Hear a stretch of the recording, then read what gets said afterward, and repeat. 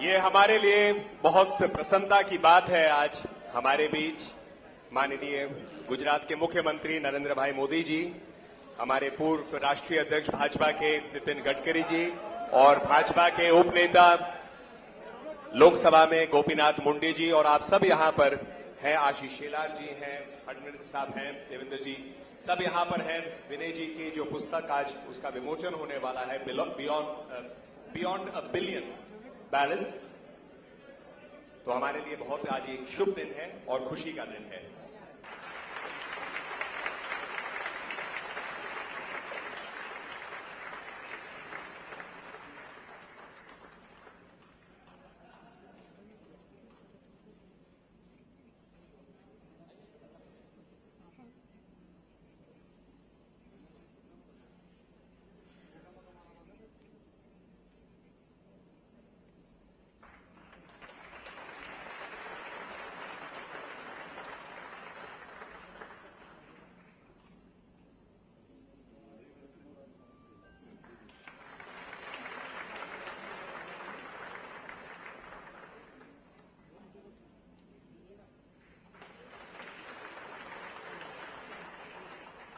धन्यवाद Vinay ji and Ashish ji. And may I request Narendra Modi ji, आज chief guest, मैं आपसे सर निवेदन करूंगा कि पुस्तक का फॉर्मल विमोचन करें। Can we have the book on the stage please. और मैं आपसे निवेदन करूंगा सर, बैलेट बॉक्स से इसकी पहली जो प्रति है वो एक कॉपी गडकरी जी को और एक कॉपी मुंडे जी को जरूर दें।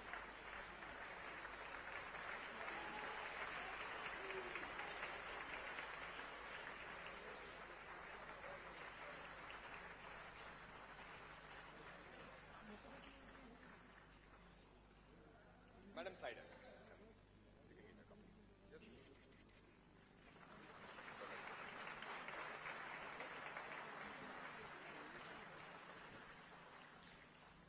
Well, I'm sure a billion ballots will be speaking a very encouraging thing in a short few months from now, or possibly not later than a year.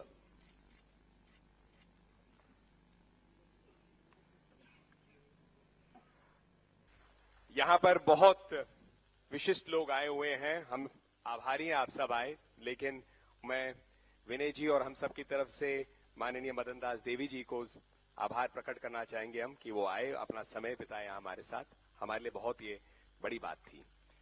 Vinay ji has dedicated this book, and I want to quote it, that's why I'm switching to English.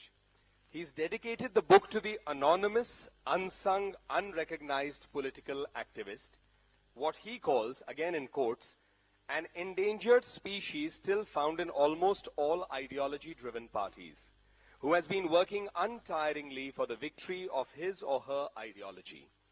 For it is such an activist who needs to be protected and saved from extinction for the empowerment of parties and success of democracy.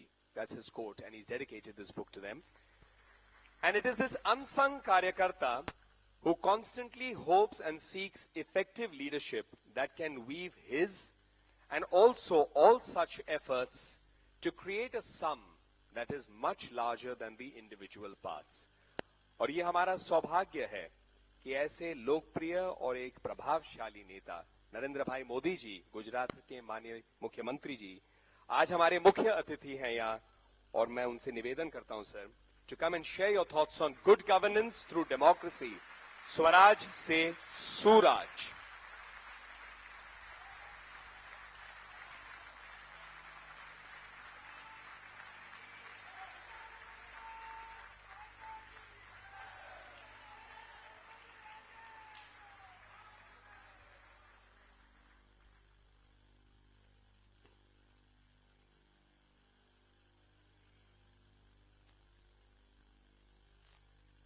आज के कार्यक्रम के केंद्र बिंदु हमारे मित्र Shri Vinay Sahasrabuddhe ji, party के राष्ट्रीय नेता श्री नितिन गडकरी जी, श्री गोपीनाथ जी मुंडे, महाराष्ट्र प्रदेश भाजपा के अध्यक्ष श्रीमान देवेंद्र जी, मुंबई महानगर के अध्यक्ष श्रीमान आशीष शेलार जी,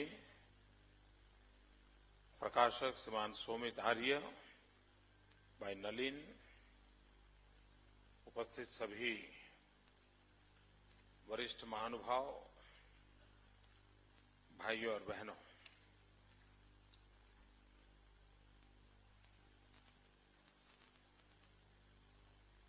मैं विशेष रूप से इस कार्यक्रम में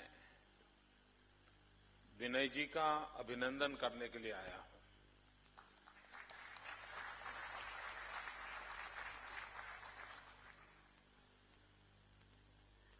बहुत सालों से विनय जी के साथ कार्य करने का मुझे सौभाग्य मिला है और जिन 40,000 कार्यकर्ताओं का प्रशिक्षण उन्होंने किया है, उन 40,000 में मैं भी एक हूं।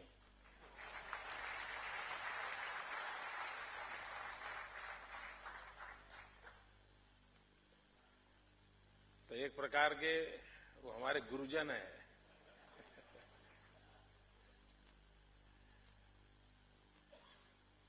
एक एकेडमिशियन रिसर्च करे और एक्टिविस्ट रिसर्च करे,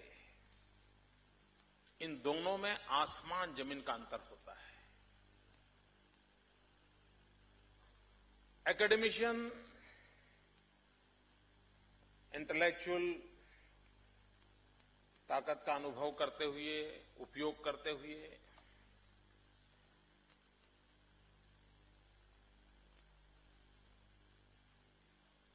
विचार विमर्श करते हुए, अपनी बुद्धि का उपयोग करते हुए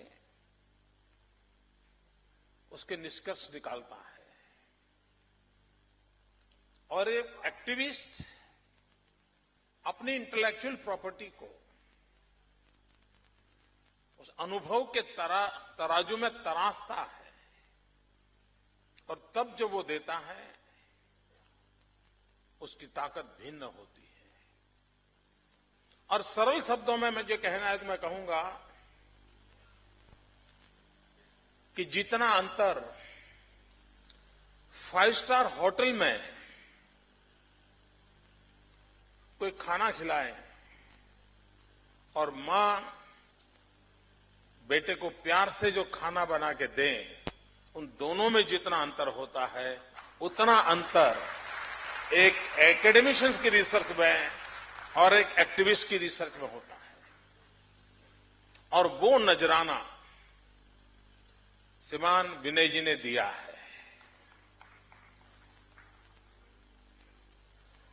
मित्रों, ये विषय भी ऐसा है कि लोकतंत्र हमें अच्छा लगता है, लेकिन बारीकियों में, गहराइयों में जाना ज्यादातर लोगों का स्वभाव नहीं होता है।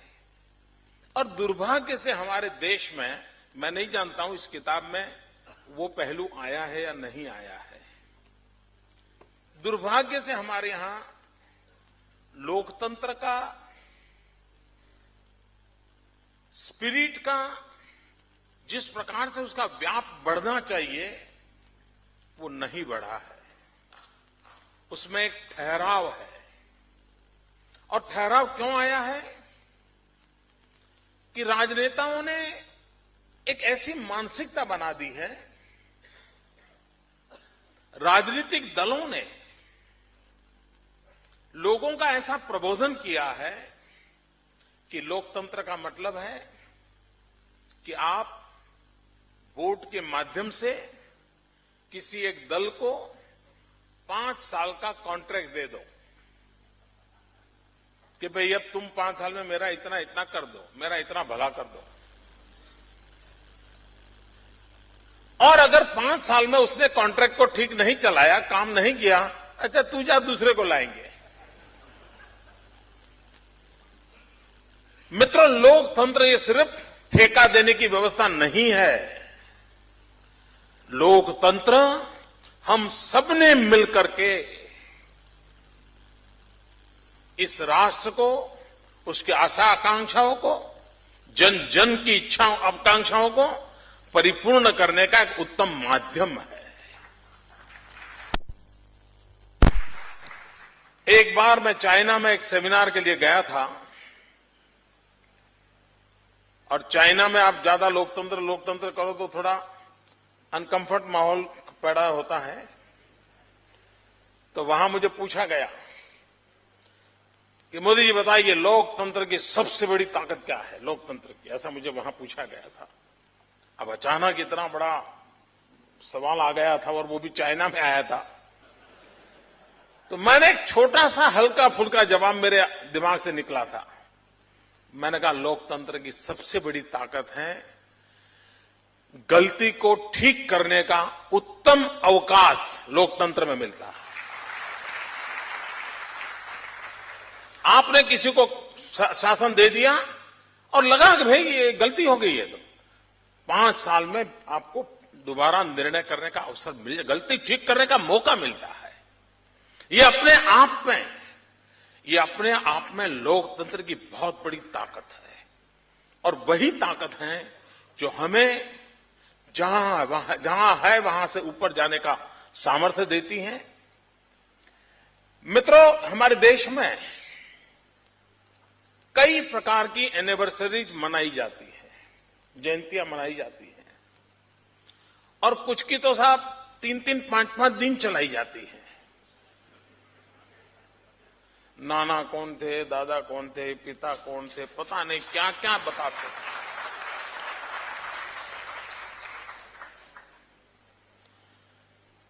कुछ घटनाएं ऐसी हैं को बार बार याद कराया जाता है। मैं हैरान था कल जब 26 जून गई, जिस 26 जून में हिंदुस्तान के लोकतंत्र का गला घोंट दिया गया था,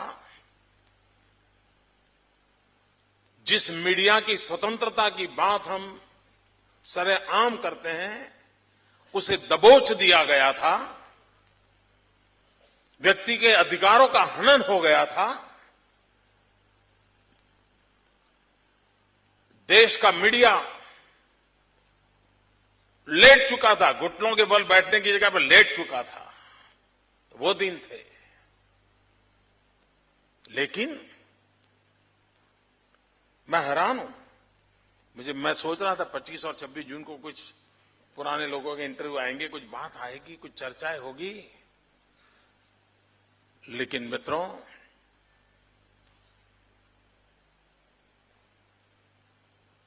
इस देश में किसी एक दिन को सर्वाधिक याद करने की आवश्यकता है तो जितना महत्व 26 जनवरी का है उतना ही महत्व 26 जून का है, जब लोकतंत्र को, हमें मिले हुए अधिकारों को छीन लेने का प्रयास हुआ था। इस देश की आत्मा को रौंद डाला गया था। और मित्रों, हमारे यहां कहा है, राष्ट्रयाम जागृहम वयम, ऐसे विषय होते हैं जिनमें निरंतर जागरण आवश्यक होता है। यह किताब उस कार्य की पूर्ति के लिए एक अच्छा माध्यम बनी है। अंग्रेजी में कहते हैं eternal vigilance is the price of liberty.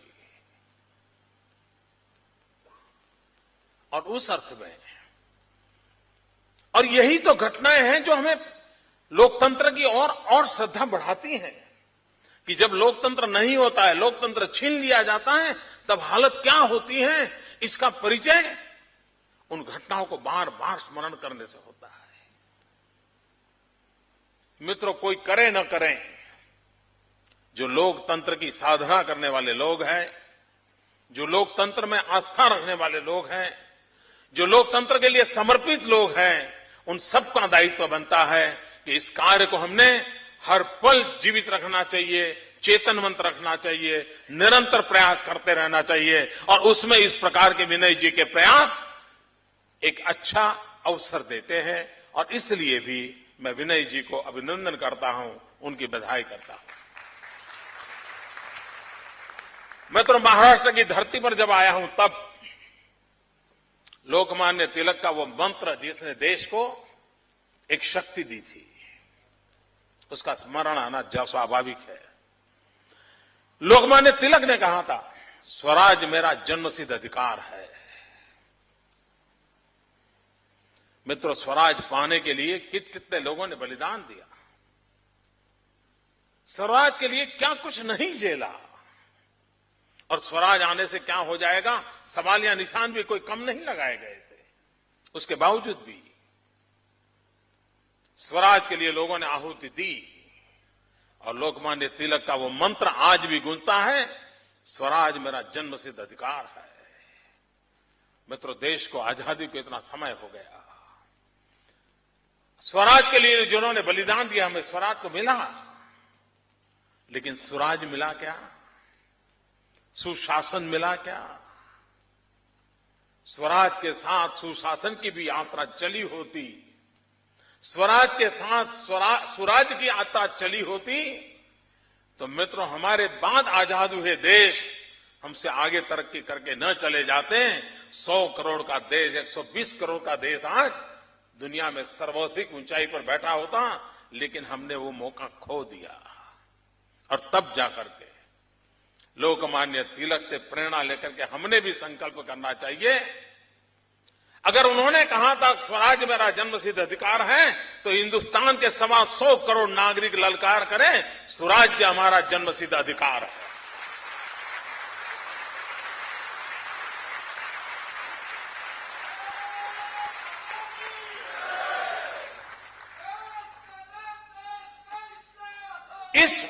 इस भावना को मित्रों जगाने की बहुत आवश्यकता है।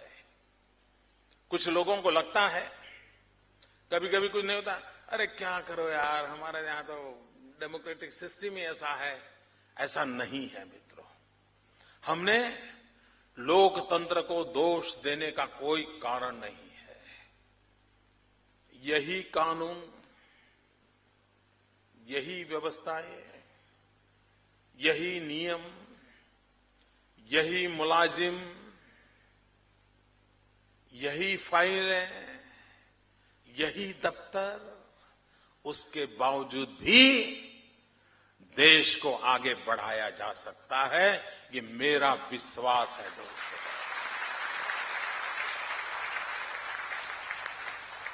मैं मेरे गुजरात एक्सपीरियंस से कह सकता हूं मित्रों,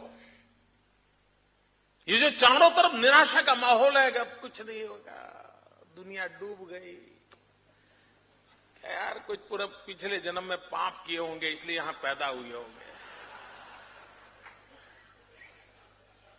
मित्रों, मैं ऐसा निराशा वाला इंसान नहीं हूं। ये बहुरत्ना वसुंधरा है, ये सामर्थ्यशाली देश है। 1200 साल तक गुलामी झेलने के बाद भी अगर उठ खड़ा हुआ है, तो उसके भीतर कोई ताकत है, उसका एहसास करने की आवश्यकता होती है।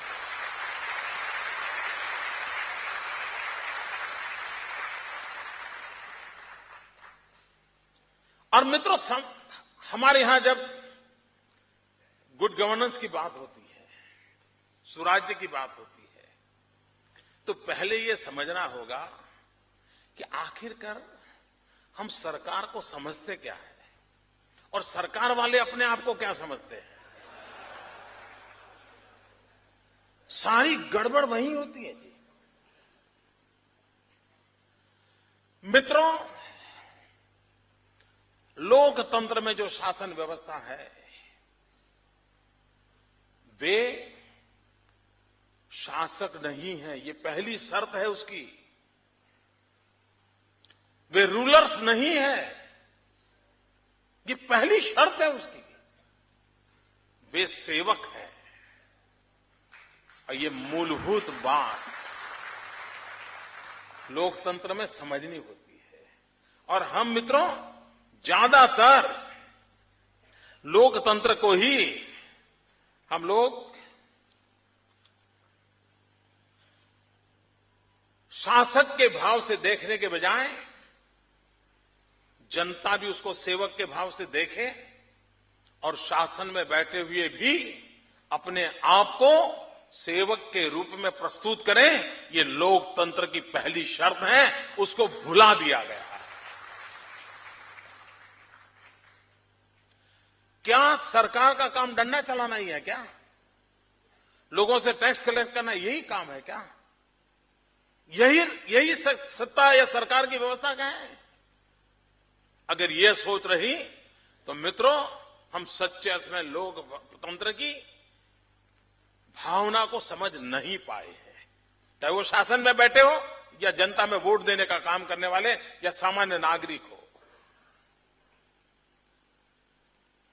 मित्रों, जिन दिनों ब्रिटिशर राज करते थे और आजाद होने के बाद हमारी सरकारें आने लगी, दोनों में फर्क क्या? उस मूलभूत फर्क को समझने की आवश्यकता है। अंग्रेज शासन करते थे तो उस शासन व्यवस्था का अल्टीमेट एम क्या था? उनका अल्टीमेट ये था कि ब्रिटिशरों का यावत चंद्र दिवाकरो यहां राज रहे, यहां चीजें ऐसी हो कि जिसे अनरेस्ट पैदा न हो और वो मजबूत होते चले। ये उनका मूलभूत आधार था।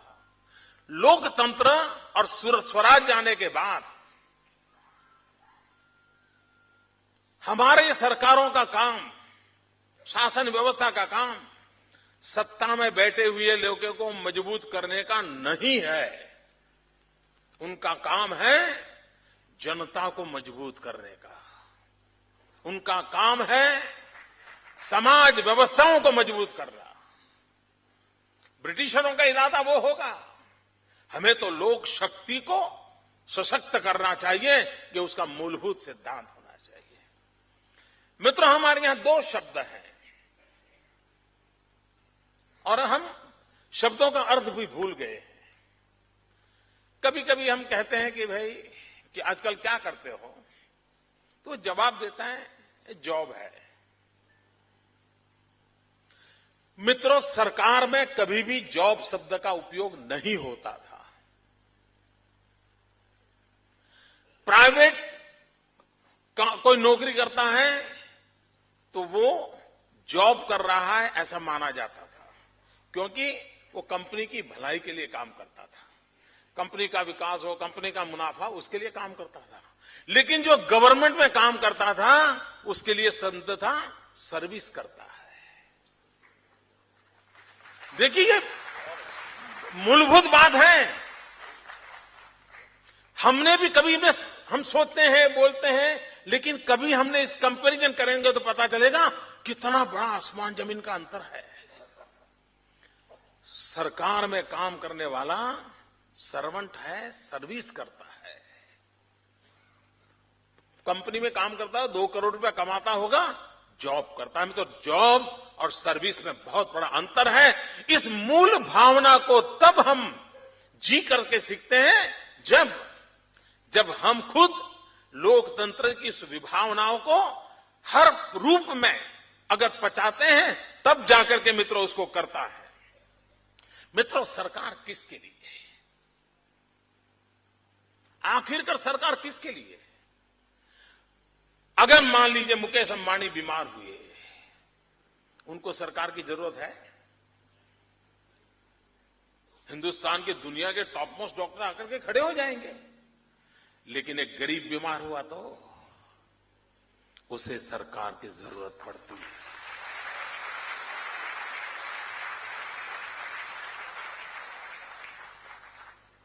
सरकार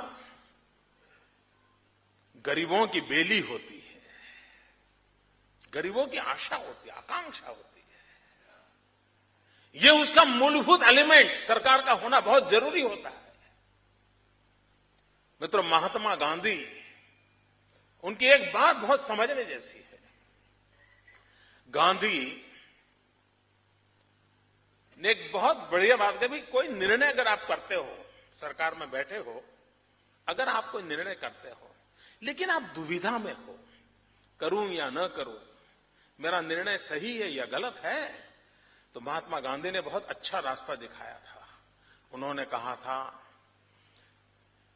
किसी गरीब को याद करना, उनके चेहरे का स्मरण करना और निर्णय करते समय सोचना, क्या मेरा निर्णय उसके लिए खुशी का कारण बनेगा, और लगता है तो बनेगा तो आपका निर्णय सही है।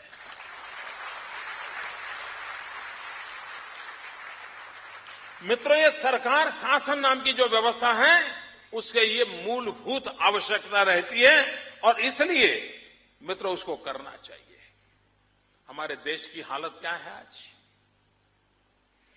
मित्रों, जब सारे विश्वास टूट जाए, सारे सहारे टूट जाए, एक जगह ऐसी होनी चाहिए जहां उसका भरोसा होना चाहिए। रात को सो जाए तो उसको विश्वास होना, नहीं चिंता नहीं, सरकार है, उसे विश्वास होना चाहिए। मित्रों, आज स्थिति क्या है? आपको भरोसा है? देश के 60 साल के बाद आप, कभी कभी आपने देखा होगा, आप एसएमएस करते हो किसी को, फिर फोन लगा के पूछते हो मेरा एसएमएस मिला?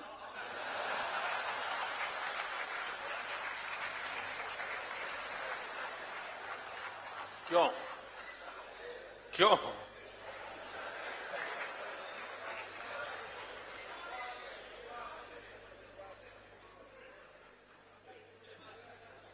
मित्रों, पहले हम पूरा भरोसा करते थे, डाकिया आता था तो बड़ा इंतजार करते थे, डाकिया आएगा। एक जमाना था, डाकिया आना यानी पूरे मोहल्ले में, गांव में एक अच्छी खबर का माहौल रहता था, यार भाई कोई खबर लेके आया है।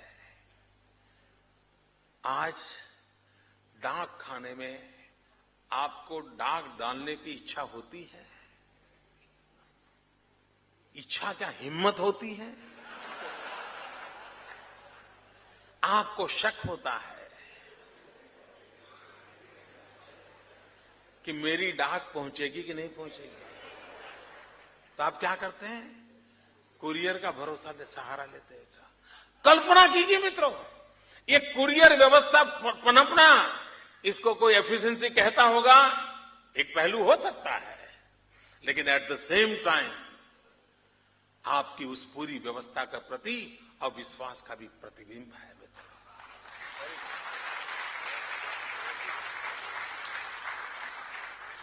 आपका भरोसा टूट चुका है। आप कहिए मित्रों, गरीब से गरीब आदमी भी, आपकी गाड़ी का ड्राइवर, आप उसको जरा पूछ लेना समय मिले तो, उसके बच्चों की पढ़ाई का क्या है? यहां बैठे हुए कईयों के ड्राइवर ऐसे होंगे जिस ड्राइवर ने कहीं से कर्ज लिया होगा और कर्ज लेकर के अपने बच्चे को अच्छी स्कूल में पढ़ाने के लिए उसने खर्च किया होगा। आप पूछो, यार तुम ड्राइवर हो, जो भी हो, तुम सरकारी स्कूल में क्यों नहीं भेजते हो? तो कहता है, नहीं मुझे उसकी जिंदगी बिगाड़नी नहीं है। मित्रों, मैं उदाहरण छोटे दे रहा हूं, लेकिन इसको गंभीरता से लेने की आवश्यकता है। सरकार की स्कूल है, सरकार का बजट है, टीचर्स हैं, सब कुछ है, जनता को भरोसा नहीं है। उसको डर लगता है कहीं बच्चा बिगड़ तो नहीं जाएगा। लोग बच्चा बिगड़ने के लिए स्कूल भेजते हैं क्या? और बोले भाई कर्ज किया है, प्राइवेट में भेजूंगा, कहीं बच्चा बिगड़ तो न जाएगा। मित्रों, ये जो समस्या है, ये जो मनस्थिति है, ये मनस्थिति अपने आप में हमारे देश में गवर्नेंस कैसा हो, सरकार कैसी हो, शासक कैसे हो, उनके सामने सवालिया निशान लगाता है। मैंने एक बार मजाक में कहा था, भारत सरकार ने एक पोस्टल स्टैंप निकाला था, श्री कृष्ण और अर्जुन वाला। अर्जुन के रथ को श्री कृष्ण चला रहे हैं और कर्मण्येवाधिकारस्ते उसका श्लोक लिखा था। तो मैं उसको जब लॉन्चिंग हुआ था तो मैं ऑडियंस में बैठा था, मैं बहुत छोटा था उस समय, देखने गया था, पोस्टल स्टैंप वगैरह का कार्यक्रम था। तो बाद में मुझे मजाक सूझी, मैंने कहा देखिए भारत सरकार कितना सच बोलती है। बोले कैसे? मैंने कहा एक पोस्टल स्टैंप लगाओ, डाक में, डाक खाने में डाल दो, लेकिन पहुंचेगा उसकी गारंटी नहीं। कर्मण्येवाधिकारस्ते,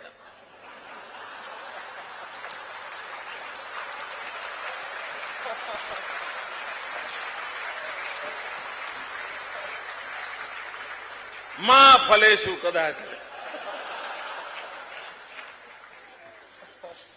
कभी कभी सरकार भी सच बोल देती है। मित्रों,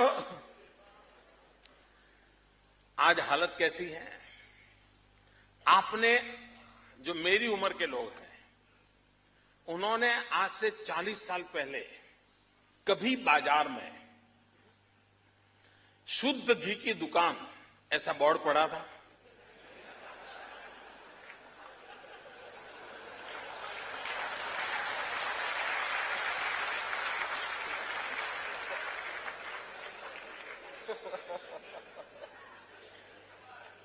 आज मित्रों हालत कैसी है बताइए? उसको लिखना पड़ता है, शुद्ध घी की दुकान।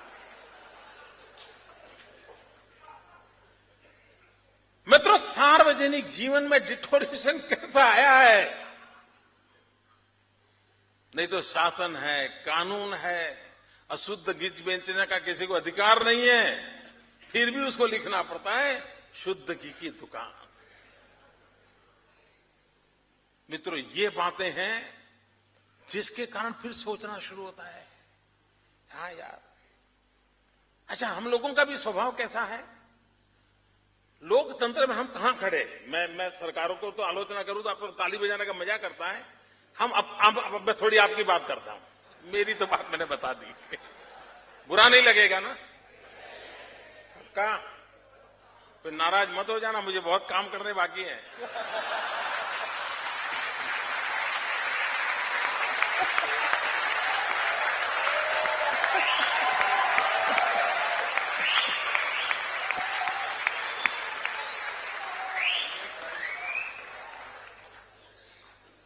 आपका 25 साल पुराना स्कूटर होगा,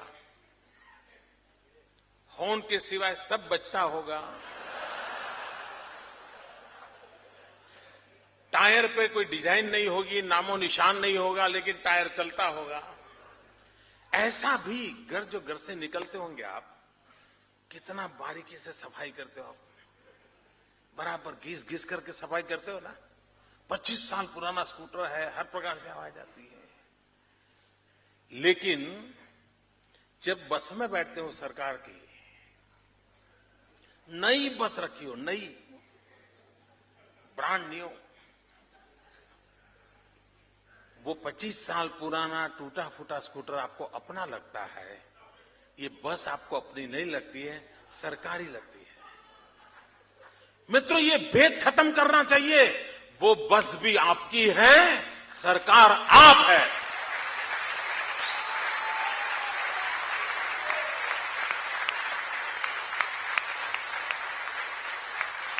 और लोकतंत्र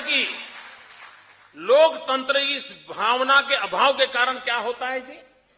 यहां बैठा हुआ कोई इसमें से बचा हुआ नहीं होगा जो मैं बोल रहा हूं। आपके भी, मैं अच्छे से अच्छा ज्योतिष हूं, आपके चेहरे से मैं कहता हूं कि मैं जो कहने वाला हूं वो पुण्य कार्य आप सबने किया है, कोई बाकी नहीं होगा, मैं दावे से कहता हूं। आप बस में बैठे होंगे,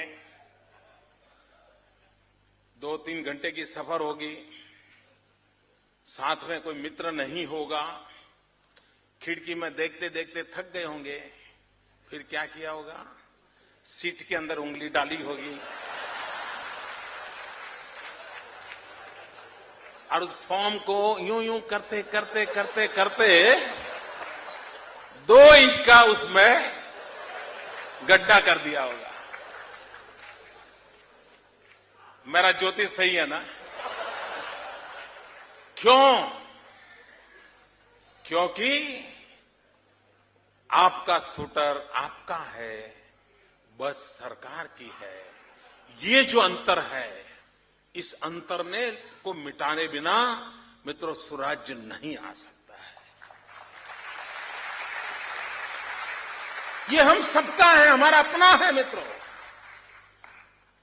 और जिस तरह बिलोंगिंगनेस का भाव बन जाएगा, तब हमारा लोकतंत्र इतना पुख्ता हो जाएगा, हमारा गवर्नेंस अपने आप चलने लग जाएगा मित्रों। और ये बदलाव, ये परिवर्तन लाने की आवश्यकता है मित्रों, और मुझे विश्वास है कि हमने ये करना होगा। आप मित्रों, और जब सरकार पे भरोसा नहीं होता है तो हालत क्या होती है मित्रों? और कौन सरकार, ऐसी सरकार पे भरोसा करेगा? आपको याद होगा बाबा रामदेव को 4 मिनिस्टर एयरपोर्ट पे लेने गए थे, है? कितना भरोसा हुआ होगा उनको।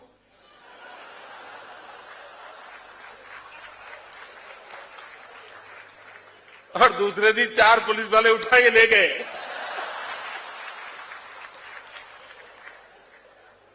आप देखिए मित्रों, अगर सरकार पे भरोसा नहीं होगा तो मित्रों मैं नहीं मानता हूं कि आप देखिए ये चिटफंड क्यों चालू हुआ मित्रों?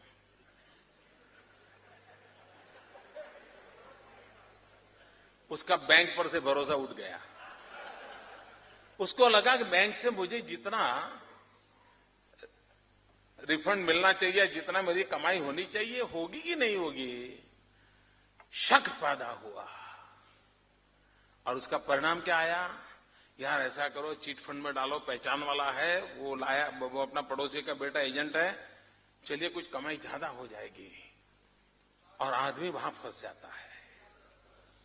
मित्रों, इस प्रकार की व्यवस्थाएं जो बनती हैं, उन व्यवस्थाओं के कारण अब देखिए आपको ऑपरेशन करवाना है, ऑपरेशन थिएटर में ले गए हैं, सीरियस नेचर का ऑपरेशन है, तो आप पहले अब आजकल क्या पूछते हैं कि भाई जनरेटर तो है ना, वरना ऑपरेशन आधा खोल करके लाइट डूल। मित्रों, अगर शासन पे इस प्रकार की दशा हो जाएगी तो मैं नहीं मानता हूं मित्रों देश सुराज्य का जो सपना देख रहा था वो सुराज्य का सपना देख सकता है। मित्रों, शासन की भी मानसिकता देखिए। आज की शासन व्यवस्था में बैठे लोगों को जनता पे ट्रस्ट है क्या? ये बहुत बड़ा, मैं एक ऐसी बात को छेड़ रहा हूं जिस पर सोचने की आवश्यकता है। अगर शासन में बैठे हुए लोगों को जनता के प्रति ट्रस्ट नहीं है, विश्वास नहीं है, तो मित्रों ये कारोबार कभी नहीं चल सकता है। और आज स्थिति ऐसी है कि शासन में बैठे हुए लोगों को, चाहे वो शासक हो या प्रशासक हो, उनको जनता जनार्दन पे विश्वास की जो एकदम अबाधितता चाहिए, उसका अभाव नजर आता है। आप किसी भी इनकम टैक्स वाले को मिलो, वो सब व्यापारियों को चोर समझता है। क्यों? बात सही है ना? क्यों? मित्रों, ये मूलभूत बातें हैं। क्यों विश्वास क्यों नहीं? अगर कोई कानून की गलती करता है ठीक है, उसके लिए दंड होना चाहिए, लेकिन सामान्य नागरिक को आप चोर समझ करके उसके साथ व्यवहार करोगे तो मित्रों ये जो डिस्ट्रस्ट है वो कभी भी किसी को पनपने नहीं देता है। मित्रों बात मेरी छोटी छोटी मैं बता रहा हूं, लेकिन ओवरऑल लोकतंत्र के लिए शासक, प्रशासक और जनता जनार्दन, इनके बीच में किस प्रकार का रिलेशन होना चाहिए, वो विधा पिछले 60 साल में डेवलप नहीं हुई है मित्रों। उसको ऐसा ही लगता है सब कानून तोड़ने वाले हैं। आपने देखा होगा कई पार्किंग में आपने स्कूटर पार्क किया है, और कभी आपने कुछ लोग देखे बिना कारण स्कूटर को डंडा मारते हैं, देखा है ना? मैं कभी हैरान हो जाता हूं क्यों ऐसा करते हैं? क्यों?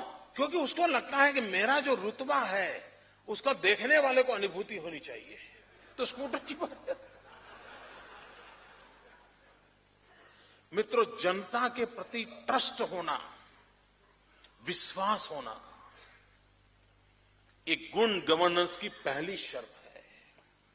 और दूसरा, जैसे जनता के लिए ट्रस्ट होना चाहिए, विश्वास होना चाहिए, वैसे जो शासन में बैठे हैं उनका मन का भाव कैसा होना चाहिए?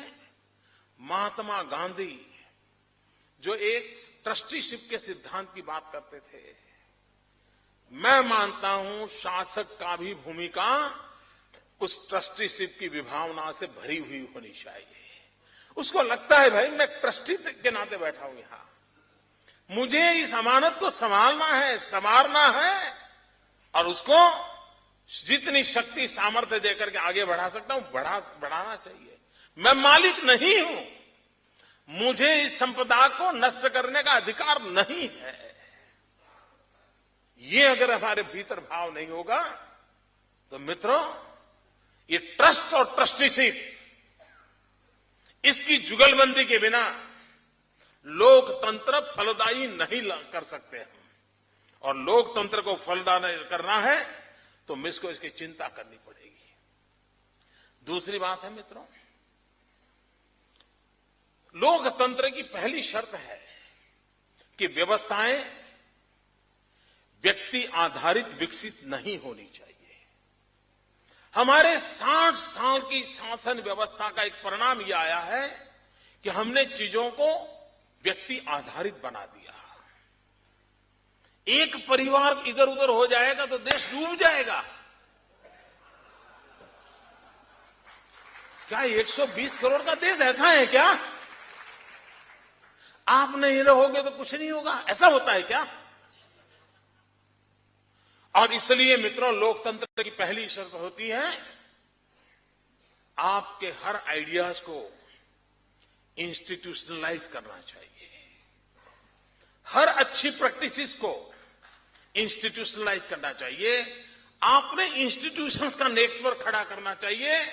आप हो या न हो, आप रहो या न रहो, सरकार ये रहे या दूसरी रहे, आज ये चुन करके आए कल दूसरे चुनकर आए, लेकिन institutional network, institutional framework, institutional mechanism जितना स्ट्रांग होगा उतना शासन व्यवस्था ठीक चलेगी। मित्रों, व्यक्ति के बिगड़ने की संभावनाएं रहती है, व्यक्ति के फिसलने की संभावनाएं रहती है, तब बचने का आधार होता है ये मैकेनिज्म, ये इंस्टीट्यूशनलाइज व्यवस्था, ये बचाती है। आप मुझे बताइए, आप घर में तिजोरी पर ताला लगाते हैं, क्यों लगाते हैं भाई? आपने जहां पैसे रखे हैं वहां ताला लगाते क्यों? क्या चोर के लिए ताला तोड़ना मुश्किल है क्या? वो तो पूरी तिजोरी उठा के ले जाएगा। फिर भी क्यों लगाते हो? मित्रों, आप इसलिए नहीं लगाते हो कि चोर से बचोगे, आप इसलिए लगाते हो कि आपके बेटे की आदत खराब न हो, घर में बच्चों की आदत खराब न हो, इसलिए आपने मैकेनिज्म खड़ा किया है, इसलिए आपने ये व्यवस्था को विकसित किया है ताकि बच्चों के संस्कार खराब न हो, कहीं उसको दोस्तों के कारण 2 रुपया 5 रुपया उठाने का मन कर न जाए, इसलिए हम करते हैं। चोर से तो कुछ बचना नहीं है भाई, वो तो तिजोरी उठा के ले जाता है। मित्रों, शासन व्यवस्था में भी इंस्टीट्यूशंस का, मैं ज्यादा समय ले रहा हूं क्यों? आजकल कोई अच्छी टीवी सीरियल नहीं आ रही है क्या?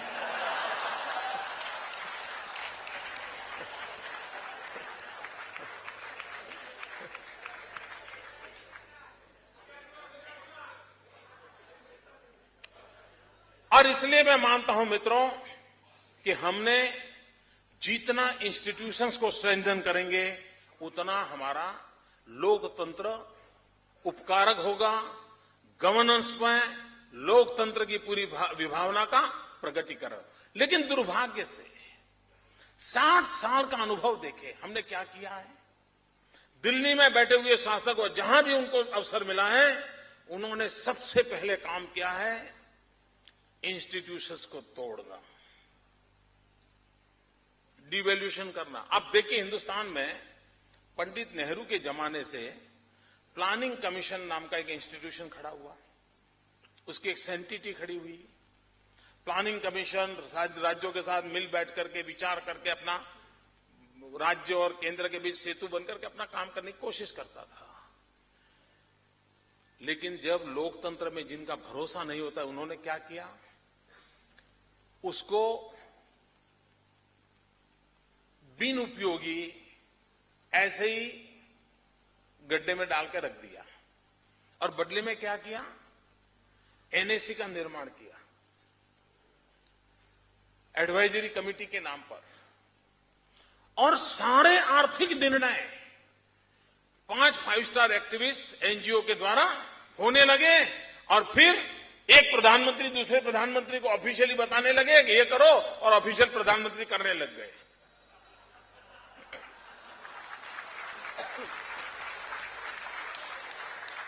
रुकावट के लिए खेद है, पहुंचने में बड़ी देर हुई। मित्रों, आप मुझे बताइए, इतनी बड़ी प्लानिंग कमीशन नाम की 60 साल से विकसित हुई इंस्टीट्यूशन को बिल्कुल नाकाम कर दिया, एनएससी बना दी।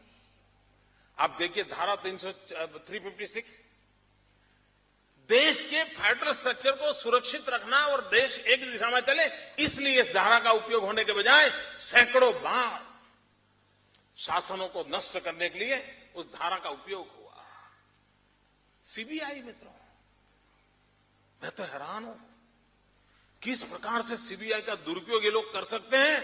ये मेरे साथ न गुजरी होती तो मुझे पता ही नहीं चलता कि इतना दुरुपयोग करते हैं। कोई डर नहीं, कोई परवाह नहीं, और दिल्ली में बैठे हुए शासक जो लोकतांत्रिक प्रक्रियाओं से जय और पराजय को झेलने का सामर्थ्य नहीं रखते, वो सीबीआई के सहारे हिंदुस्तान की राजनीतिक शक्तियों को परास्त करने पर लगे हैं।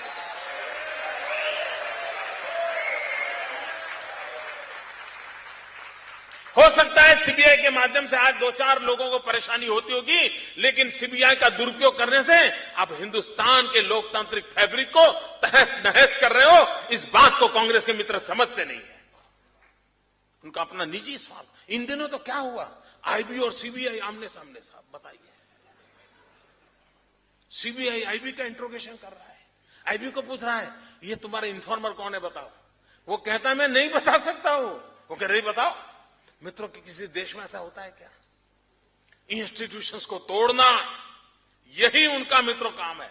ये किस प्रकार से करते, मुझे याद है हमने vibrant Gujarat global investor summit किया, लोग इन्वेस्टमेंट के लिए आए, लेकिन चूंकि गुजरात सरकार उनको पसंद नहीं है तो उन्होंने क्या किया, जो लोग हमारे यहां वाइब्रेंट समिट में इन्वेस्ट करने आए उनको भारत सरकार ने इनकम टैक्स की नोटिस भेजी।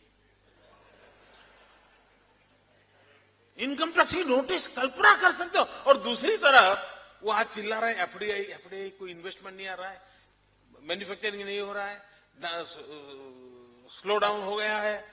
अगर आप इसी प्रकार के इंस्टीट्यूशन का दुरुपयोग करोगे, इंस्टीट्यूशन को तोड़ते रहोगे, तो मैं नहीं मानता हूं कि कभी भी देश का भला हो सकता है। आपको एक पुरानी घटना याद होगी, 1983 हिंदुस्तान के इलेक्शन, यहां इलेक्शन कमीशन की काफी बातें इसलिए मैं उल्लेख करता हूं। हिंदुस्तान के इलेक्शन कमीशन ने कहा था कि आसाम में चुनाव करने के हालात नहीं है, 1983 में। मित्रों, श्रीमती इंदिरा गांधी ने इलेक्शन कमीशन की उस बात को नहीं माना। उन्होंने चुनावी राजनीति में फायदा उठाने के लिए आसाम में चुनाव थोप दिया, और परिणाम हुआ हिंदुस्तान के, आजाद हिंदुस्तान का सबसे बड़ा नेल्ली का हत्याकांड हुआ था, अगर इतिहास किसी को मालूम हो तो। क्यों? आपने इंस्टीट्यूशंस की इज्जत नहीं की, आपने इंस्टीट्यूशन का महत्व ही नहीं समझा। एक इंस्टीट्यूशन आपको कहती है तो आप दूसरे इंस्टीट्यूशन के साथ टकराव करने के लिए लग गए, और उसके कारण मित्रों कितना बड़ा प्रहार हुआ है जिसको आप कर सकते। मित्रों, भारत का संविधान फेडरल स्ट्रक्चर को लेकर के चल रहा है। यहां पर कोई बड़ा भाई कोई छोटा भाई नहीं है, सब मिलकर के, सब राज्य मिलकर के देश को चलाते हैं, और देश में एक सुशासन की व्यवस्था खड़ी करने का आकांक्षा के साथ चलते हैं। लेकिन आज जितनी लड़ाई दिल्ली सरकार पाकिस्तान से करती है, उससे ज्यादा लड़ाई वो अपने से नापसंद राज्यों के साथ करती है।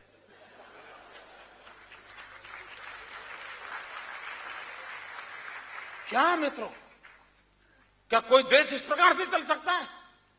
अगर आप फेडरल स्ट्रक्चर के लेटर एंड स्पिरिट से अगर उसका रिस्पेक्ट नहीं करोगे तो हिंदुस्तान की एकता, अखंडितता को खतरा पैदा होगा।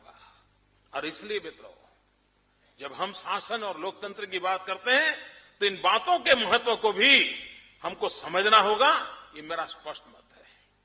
मित्रों, एक बात और भी है। कभी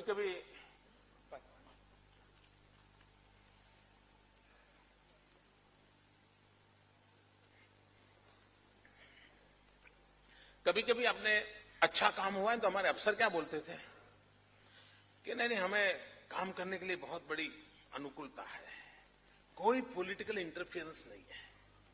इसका मतलब सब बर्बाद हम ही कर रहे हैं क्या? और आप किसी भी अफसर को मिलिए जी, आराम से अफसर लोग ये बताते हैं कि भाई हम काम कर रहे हैं क्योंकि पॉलिटिकल इंटरफेरेंस नहीं है। मित्रों, मैं समझता हूं इस बात को बहुत गहराई से समझने की आवश्यकता है। We are in a democratic setup. हमने पॉलिटिकल सिस्टम, इलेक्टेड बॉडीज को स्वीकार किया हुआ है। उसको अगर हम इंटरफियरेंस मानेंगे तो हम लोकतंत्र की मूल भावना को ही नहीं समझ पाए हैं। और इसलिए मैं हमेशा कहता हूं कि शासन में जो लोग आते हैं उनका काम है नीतियां बनाना, प्रशासन में जो लोग हैं उनका काम है उसका इंप्लीमेंटेशन करना। लेकिन ये जो झगड़ा है पॉलिटिकल इंटरफेरेंस का, मैं समझता हूं उसको सही अर्थ में राजनेताओं ने भी और ब्यूरोक्रेसी ने भी समझने की आवश्यकता है। मैं इस बात का पक्षकार हूं कि पॉलिटिकल इंटरफेरेंस की जरूरत नहीं है, लेकिन पॉलिटिकल इंटरवेंशन की बहुत जरूरत होती है। आज दिल्ली क्यों चल नहीं रहा है? कारण क्या है? बाबू बैठे हैं। अगर पॉलिटिकल लीडरशिप होती जो धरती से निकल के आई होती तो निर्णय करने की हिम्मत करती। मित्रों, पॉलिसी बनाने से नहीं होता।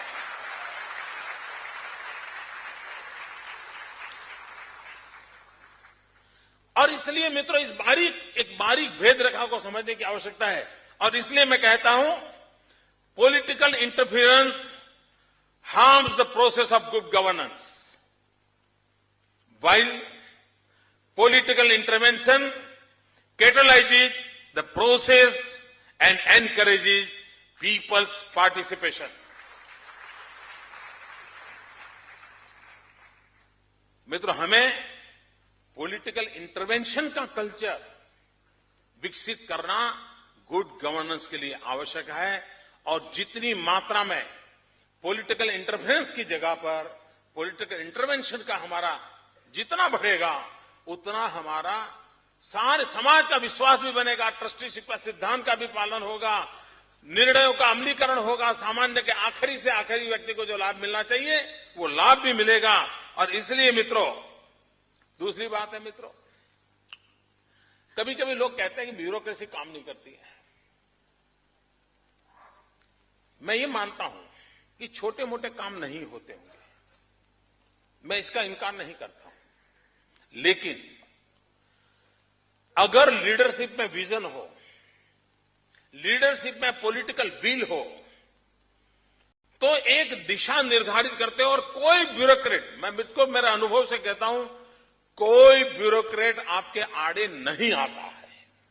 उसकी क्षमता कम अधिक होगी, लेकिन अगर आपके पास विजन है, आपके पास लीडरशिप क्वालिटी है, आपका स्ट्रेटेजी परफेक्ट है, टाइम बाउंड आप कार्यक्रम करते हैं, तो आप निश्चित रूप से परिणाम ला सकते हैं। और इसलिए ये कहना कि ब्यूरोक्रेसी काम नहीं करती, सरकारी मुलाजिम काम नहीं करते, छोटे मोटे काम की शिकायत मैं समझ सकता हूं, लेकिन कुल मिलाकर के गति देनी है तो एट एवरी लेवल पर जैसे जैसे लीडरशिप पनपती जाती है वो गुड गवर्नेंस की बहुत बड़ी एसेट बनती है। तो जितना महत्व इंस्टीट्यूशनलाइजेशन का है उतना ही महत्व लीडरशिप क्वालिटी का भी है। जितना महत्व हम लीडरशिप क्वालिटी की ओर देंगे उतना मैं समझता हूं कि लाभ होगा। कभी कभी क्या होता है, जनता और सरकार के बीच खाई पैदा होती है। उस खाई को जितना ज्यादा मिटाएंगे हमको परिणाम मिलता है, और आप देखिए उससे लाभ मिलता है। और इसलिए गुड गवर्नेंस के लिए बहुत बड़ी बात होती है कि वो जनता से हमेशा निकट होना चाहिए। सारी निर्णय प्रक्रिया में जनता जनार्दन का होना बहुत जरूरी होता है। अगर हम जनता जनार्दन को छोड़ करके हम 5 स्टार एक्टिविस्टों के घेरे में रह करके या मीडिया ने कुछ लिख के लिया, उसके डर से रह करके अगर हम निर्णयों को करते जाएंगे तो हम कभी परिणाम नहीं ला सकते हैं। लेकिन अगर हम एक सुव्यवस्थित रूप से उसका एक मैकेनिज्म अगर डेवलप करें, और उस मैकेनिज्म में कहता हूं कि जनता की भागीदारी अगर बढ़ानी है तो इन्फॉर्म करो, कंसल्ट करो, कंसेंट लो एंड डिसाइड करो।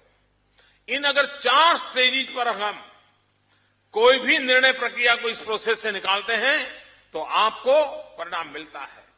दूसरी एक बात है मित्रों, सरकार अगर एक मानती है कि हम सारा कर देंगे, जो लोग भागीदार, लोकतंत्र में लोक भागीदारी का महत्व, हर पल आपको लोक भागीदारी करनी चाहिए। हमारे यहां आप देखा सरकार का एक स्वभाव होता है कि कोई निर्णय करते हैं तो बड़ा सीक्रेट रखते हैं, एक डिपार्टमेंट दूसरे डिपार्टमेंट को पता नहीं चलने देता। कभी कभी तो एक चैम्बर में बैठा हुआ दूसरी चैम्बर को भी पता नहीं चलना देता, जैसे कोई बड़ा कुछ मिरेकल करने वाला हो, और सारे खतरे उसी में होते हैं। हमने गुजरात में साहब अलग कर दिया, हमने कहा आप सब कुछ खोल दो भाई, दरवाजे खोल दो, नो सीक्रेसी। और क्या किया, मान लीजिए हम कोई पॉलिसी ला रहे हैं, पहले क्या करते थे, पॉलिसी लाते थे तो बहुत सीक्रेट रखते थे, और अचानक से पॉलिसी आती थी।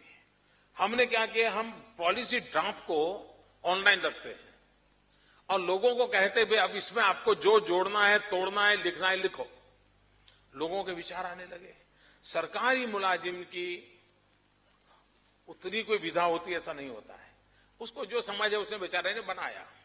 लेकिन लोग जुड़ते हैं, इंटरेस्टेड ग्रुप जुड़ते, क्रॉस सेक्शन ऑफ सोसाइटी जुड़ती हैं, और उसमें से जो निकलता है उसकी कई गलतियां हमारी दूर हो जाती हैं, कम कमियां दूर हो जाती हैं, कई नई नई चीजें हमको मिलती हैं, और उसके बाद जो पॉलिसी बनती है वो पॉलिसी सर्वग्राह्य बनती है, सर्वमान्य बनती है, सर्वस्वीकृत बनती है, और हमें उसको इंप्लीमेंट करने में कोई तकलीफ नहीं होती। और इसलिए मित्रों, जनता जनार्दन के साथ जितना हमारा ओपननेस रहता है उतना जरूरी है। दूसरा मित्रों, जन भागीदारी। देखिए, जनता पे भरोसा करते हैं तो कितना परिणाम मिलता है। मैं आपको उदाहरण दूं, हम 2001 में भयंकर भूकंप आया गुजरात में, गुजरात मौत की चादर ओढ़ के सोया था, हमें रिकंस्ट्रक्शन करना था, और दुनिया के अंदर पहली बार गुजरात ने एक नया मॉडल दिया। उस मॉडल में हमने क्या किया, हमने जनता पे भरोसा किया। गांवों में हमने पहले तय किया स्कूल बनानी है, तो हमने गांव के अंदर स्कूल बनाने की कमेटियां बना दी, गांव के लोगों की बना करके उनको कैसी स्कूल होनी चाहिए उसकी डिजाइन दे दी। उनके जो पुरानी स्कूल थी उसमें क्या रखना क्या नहीं करना उसका निर्णय कर लिया। मटेरियल बैंक बना दिया, और उनको उनके गांव के जो लड़के थे जिनको, क्योंकि मैसन्स की बहुत जरूरत थी, इनको लाखों मैसन्स की जरूरत थी, उनकी ट्रेनिंग की, उनको सुपरविजन के नाते सरकारी एक व्यवस्था कर ली। इंजीनियरिंग के स्टूडेंट को ले आए हम कि भाई तुम जरा इन छोटे छोटे कामों का सुपरवाइजन करो, और हमने जनता को पैसा दिया। मैं आपको बताता हूं क्या अनुभव आया। समय से पहले स्कूलों का बांधकाम पूरा हुआ, 3 कमरे सोचे थे तो 4 कमरे बनाए। क्वालिटी कोई कह नहीं सकता कि सरकारी क्वालिटी है,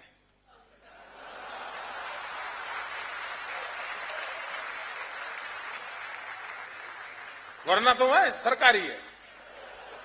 मित्रों, उत्तम प्रकार का उन्होंने कंस्ट्रक्शन किया, और इतना ही नहीं, ये करने से जो पैसे बच गए, भूकंप पीड़ित लोग थे उनके भी घर टूट गए थे, उसके बावजूद भी बचे हुए पैसे सरकार में जमा करवाए। मित्रों, सलाम करें मित्रों, इन जनता जनार्दन को सलाम करें। अगर हम लोकतंत्र में उन पर भरोसा करते हैं तो कैसा काम करके देते हैं, इसका उदाहरण है। मित्रों, हमारे यहां एनजीओ आए थे सारे काम करने के लिए, कई पते ढेर सारे 5 स्टार एक्टिविस्ट आए, अच्छे एनजीओ आए, डेडिकेटेड एनजीओ, सारी सब प्रकार की दुनिया हमारे यहां थी। एनजीओ को हमारे पास आए, हम मकान बनाना चाहते हैं। ये एनजीओ ने क्या किया, उन्होंने किया हम मकान बनाएंगे, सरकार का जो फंड है हमको दे दो। मित्रों, हाँ, सरकार ने क्या किया, हमने एनजीओ को कहा तुम जनता पे भरोसा करो यार, जनता को दो, तुमको अच्छा काम करके देंगे। उन्होंने जनता पे भरोसा नहीं किया, हमने, सरकार ने जनता पे भरोसा किया, और इसका परिणाम ही आया, हजारों लाखों मकान समय से पहले बन गए। मित्रों, काम तेजी से चल गया। अभी हमें यूनाइटेड नेशन का अवार्ड मिला है। किस बात के लिए? मित्रों, हमने जनता पे भरोसा किया।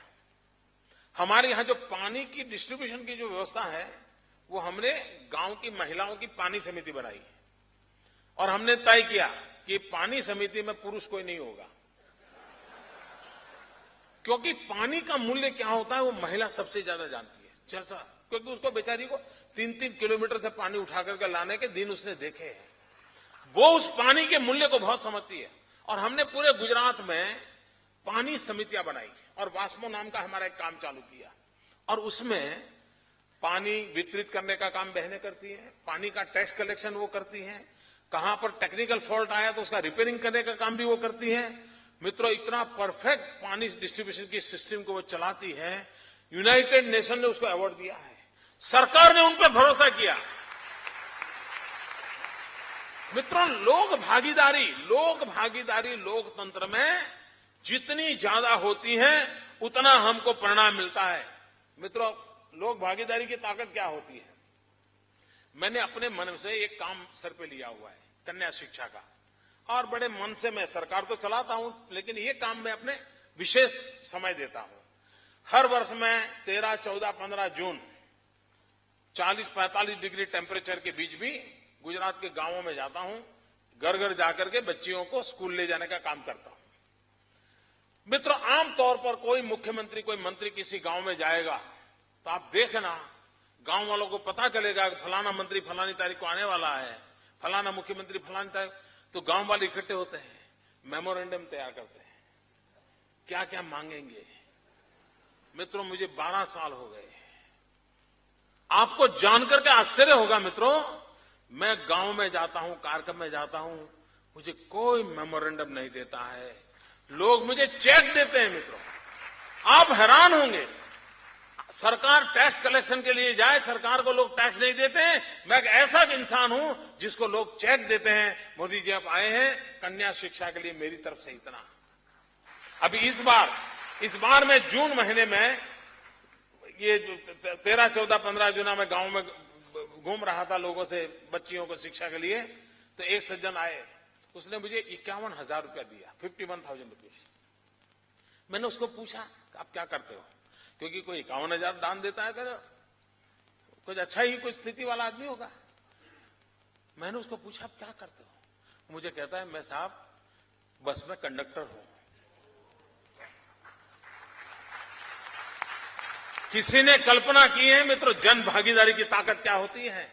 एक बस का कंडक्टर ईमानदारी से जब कन्याओं की शिक्षा के लिए पूरा राज्य मेहनत कर रहा है, उसको भी लगता है कि मैं 51,000 रुपया का चेक मुख्यमंत्री आए उनको दूं, और ये मेरे रोज के अनुभव है मित्रों।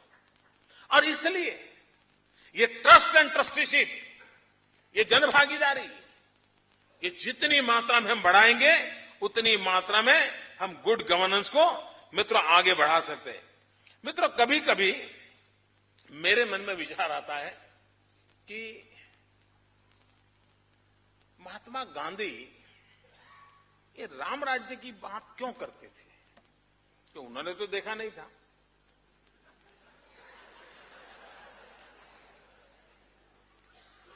लेकिन हमारे देश में जो सेक्युलरिज्म के ठेकेदार हैं,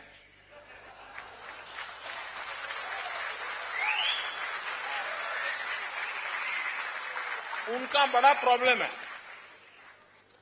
वो वही चीज समझते हैं जो उनको समझनी हो, वही चीज सुनते हैं जो उनको सुननी हो। एक बार ट्रेन में एक महात्मा जा रहे थे, उसी ट्रेन में एक मौलवी थे, उसी ट्रेन में एक पहलवान था, तीनों ऐसे ट्रेन में सफर कर रहे थे। तो बातें चली, तो महात्मा जी ने कहा देखिए ट्रेन चल रही, उसमें जो आवाज आ रही है, ट्रेन की आवाज में भी ईश्वर स्मरण हो रहा है। तो मौलवी ने पूछा कैसे? तो बोले मुझे तो सुनाई दे रहा है राम नाम सत्य है, राम नाम सत्य है, राम नाम सत्य, मुझे सुनाई दे रहा है ऐसा। तो बोला, मौलवी ने कहा अच्छा। तो मौलवी ने थोड़ा ट्रेन की आवाज में कान लगाए, तो उन्होंने कहा नहीं मुझे दूसरा सुनाई देता है। तो बोले क्या? ये अल्लाह वाह तेरी कुदरत, ये अल्लाह वाह तेरी कुदरत, ये अल्लाह वाह तेरी। तो पहलवान वहां बैठा था, उसने कहा मुझे भी सुनाई देता है। बोले क्या? कर कसरत खा रबड़ी, कस कसरत खा रबड़ी।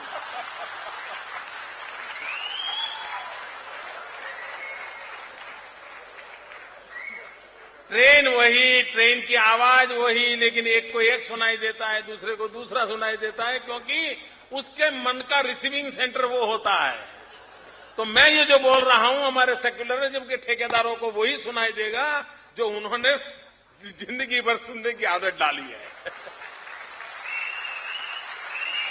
महात्मा गांधी जो राम राज्य की बात करते थे, सेक्युलरों ने अर्थ किया, वो कहते थे राम का राज्य। महात्मा गांधी ने राम का राज्य नहीं कहा है, महात्मा गांधी ने राम राज्य की बात कही है।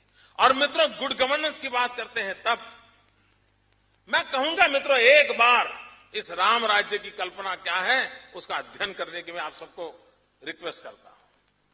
गांधी को ये बात कहां से सूझी होगी? और कुछ लोगों को तो लगता है राम राज्य की बात करना मतलब सेक्युलरिज्म खतरे में। अब सेक्युलरिज्म संकट में आ गया। मित्रों, मैं कल देख रहा था, अभी अभी हमारे प्रधानमंत्री जो बातें बोलते हैं, न्यूट्रिशन की बात बोल रहे हैं, चाइल्ड यानी बाल मृत्यु दर की बात बोलते हैं, IMR, MMR सब बातें बोलते हैं ना, जो आप पॉपुलर टर्मिनोलॉजी सुनते हो। साहब आप देखिए रामायण में क्या बातें हैं और एक शासन कैसा, उसका क्या उदाहरण है रामायण में लिखा है। मित्रों, राम राज बैठे त्रैलोका, हर्षित भय गए सब शोका, बैरुन कर काहू सन कोई, राम प्रताप विषमता खोई। राम प्रताप विषमता खोई। मित्रों, आज सब कहते हैं कोई भेदभाव नहीं होना चाहिए, कहते हैं शासन कैसा होना चाहिए।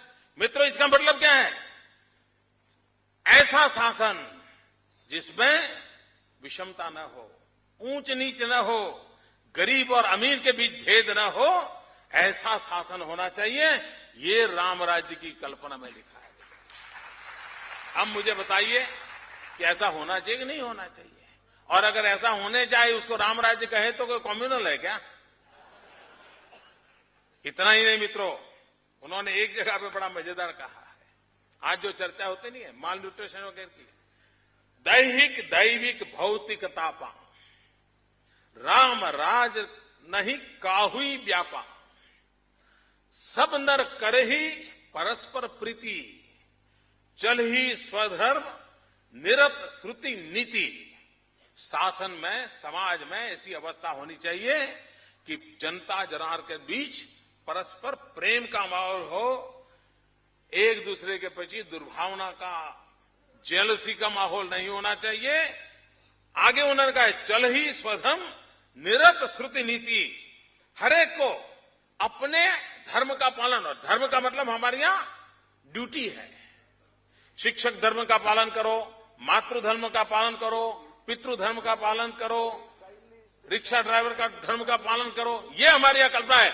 अगर आप अपनी जो जिम्मेवारी है, अपनी जो ड्यूटी है, उसका अगर पालन करोगे तो हरेक के सुख का उसमें गारंटी है। ये रामराज में कहा है। उन्होंने माता मृत्यु दर, शिशु मृत्यु दर के लिए राम राज्य में जो कहा गया है, मित्रों, महात्मा गांधी को राम राज्य क्यों पसंद आया था? आज भी हमारे यहां माता मृत्यु की दर की चर्चा होती है। उन्होंने कहा था, अल्प मृत्यु नहीं कवनीयु पीरा, अल्प मृत्यु नहीं कवनीयु पीरा, सब सुंदर सब बिरुज शरीरा, अल्प मृत्यु नहीं कवनीयु पीरा। बालकों माताओं के आरोग्य के प्रति चिंता करने वाली शासन व्यवस्था होनी चाहिए और समाज का व्यवस्था आरोग्यप्रद होनी चाहिए। आगे उन्होंने कहा, सब सुंदर सब बिरुज शरीरा, सभी निरोगी हो और बलशाली हो और शरीर सुंदर सौष्ठव वाला हो, ऐसा समाज की रचना करने का काम शासन का और शासन व्यवस्था का होना चाहिए। ये उन्होंने शिक्षा के संबंध में रामराज में क्या कहा था? मैं सारा ह्यूमन डेवलपमेंट इंडेक्स का ही बोल रहा हूं और चीज को हाथ नहीं लगाया। HDI जो आज पश्चिम की दुनिया जो एचडीआई की बात करती है, उस एचडीआई की मैं बात आपको समझाना चाहता हूं। राम राज्य में कहा है, सब गुणज्ञ पंडित सब ज्ञानी। सिर्फ हमारे यहां तो अभी क्या कहते हैं भाई, सबको अक्षर ज्ञान दो, पढ़ना लिखना आता है। राम राज्य में क्या कहा था, सब गुणज्ञ पंडित सब ज्ञानी। शिक्षा पर इतना भार था कि हर नागरिक पंडित बनना चाहिए, वहां तक उसकी शिक्षा होनी चाहिए, नर हो या नारी हो। आप कल्पना कर सकते हो, आज जो समाज में so called human development index की चर्चा होती है, उसके जो मूलभूत आधार है, वो राम राज्य में पूरी परिभाषा तुलसीदास ने उस जमाने में की हुई है मित्रों। और तभी मुझे लगता है कि महात्मा गांधी के मन में ये जो कल्पना आई थी मित्रों, ये कल्पना का कारण भी यही था, और इसी के कारण महात्मा गांधी ने कहा था। मित्रों, कुछ बातें हैं जो रिफॉर्म होनी चाहिए गवर्नेंस में, ये मैं आज आग्रह से कहना चाहता हूं। हमारे यहां, मैं अब थोड़ा समय लूंगा, चलो ज्यादा ही बोला हूं आज, लेकिन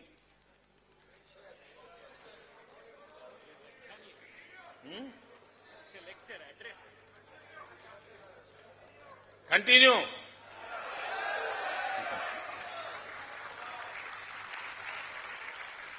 मित्रों, आज शासन की व्यवस्था कैसी है? शासन व्यवस्था ऐसी है कि आप कुछ करो और गलती हो जाए तो इसका तो हिसाब मांगा जाता है, लेकिन कुछ न करो तो गलती ध्यान में ही नहीं आती है, तो आपका कोई हिसाब ही नहीं मांगा जाता।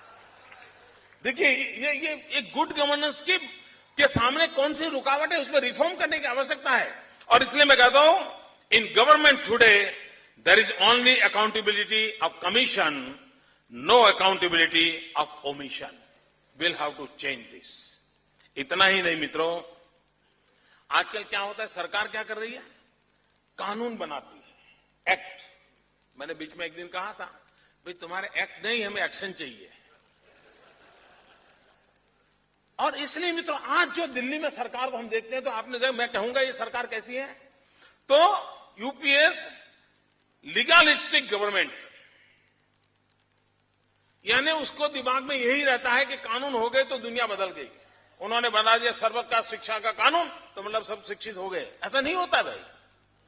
और इसके कारण परिणाम ही आया है, आज दिल्ली सरकार के अंदर उनकी इस टेम्परामेंट का परिणाम ही आया है।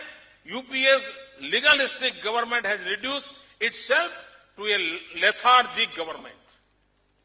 बाकी डिलीवरी सिस्टम सब लेथार्जिक हो गए, नो रिस्पॉन्सिबिलिटी एट ऑल। ये एक सबसे बड़ा संकट आया है। उसी प्रकार से मित्रों, आज सरकार ने सही किया गलत किया कैसे देखा जाता है कि भाई प्रोसीजर पर ध्यान दिया जाता है कि आपने फलाना टेंडर निकाला था, एडवर्टाइजिंग दिया था, टेंडर आए थे, लोएस्ट निकला था, उसको टेंडर मिला था, ठीक है, कोई गलती नहीं है। मैं समझता हूं मित्रों, we must shift out our focus from procedural audit to performance audit. हम सिर्फ प्रोसीजर को देख रहे हैं मित्रों। भाई तुमने टेंडर निकाला, सब किया, लेकिन ब्रिज जैसा बनाना था वैसा बना कि नहीं बना ये कहो, पर तुम अपना परफॉर्मेंस ऑडिट होना चाहिए। मित्र, प्रोसीजर ऑडिट करके काम पूरा नहीं होगा, उसको और एक्सटेंड करने की आवश्यकता है, और परफॉर्मेंस ऑडिट होगा तो मैं समझता हूं स्थिति बदलेगी। उसी प्रकार से भाई आपकी सरकार काम करे तो कैसे, तो हमने इतना बजट खर्च किया, मैं समझता हूं इस मूलभूत अवधारणा को बदलने की आवश्यकता है। और इस मूलभूत emphasis should be put on outcomes rather than outputs and outlay. आपने क्या खर्च किया उससे बात बनती नहीं है, जो खर्च किया उसे आपने टीचर रखे, मकान बनाया, तनख्वाह दिया, लेकिन बच्चा अगर लिखना पढ़ना नहीं सीखा है तो उस खर्च का क्या मतलब है भाई। और इसलिए आउटकम क्या है, आउटकम है बच्चा शिक्षित हुआ क्या, आउटले क्या है, आउटपुट क्या है, बजट खर्चा, कमरा बनाया, टीचर रखा, वो है।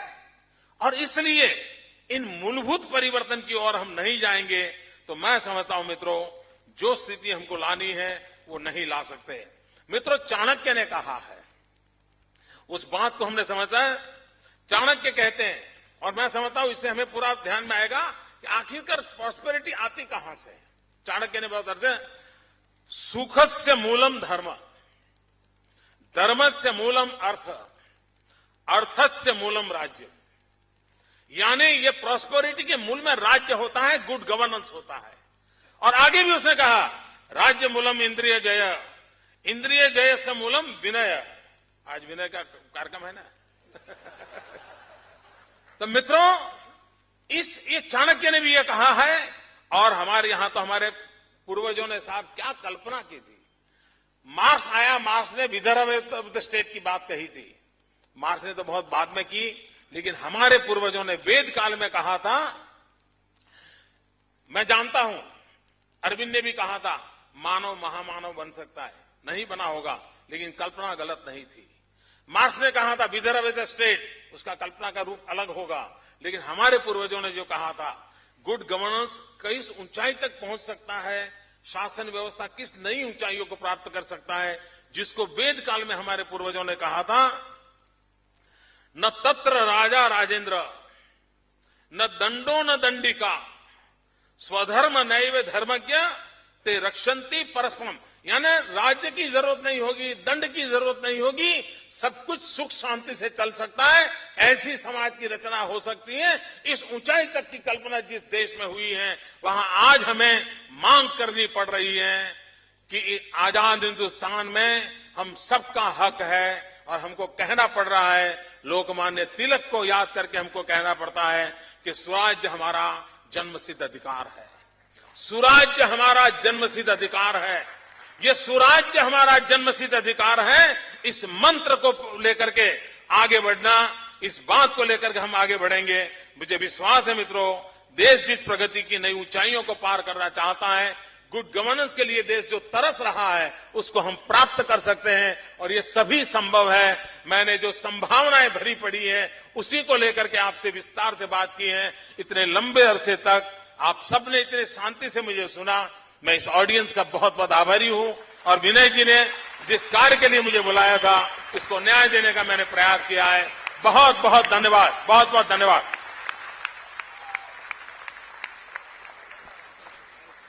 धन्यवाद सर। मैं आमंत्रित करता हूं रविंद्र साठे जी, हमारे निदेशक जो हैं रामबाबू मालगी प्रबोधनी के, वो आभार प्रस्ताव प्रस्तुत करेंगे।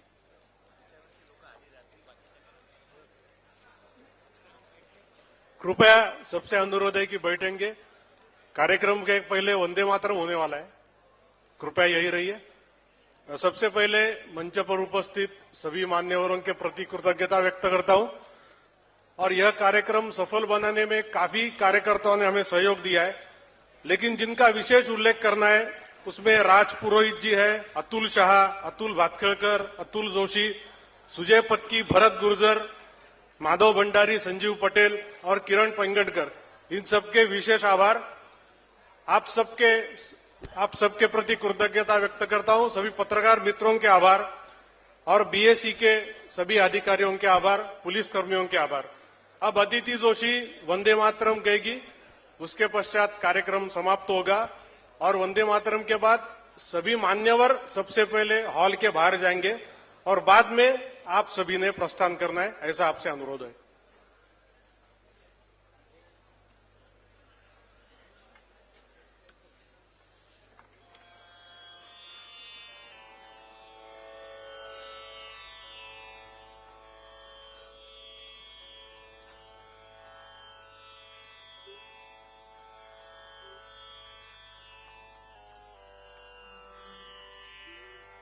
वन्दे मातरम्, वन्दे मातरम्। सुजलां सुफलां मलयज शीतलां सस्यश्यामलां मातरम्, वन्दे मातरम्। शुभ्रज्योत्स्ना पुलकितयामिनी, पुल्लकुसुमित द्रुमदलशोभिनी, सुहासिनीं सुमधुरभाषिणीं, सुख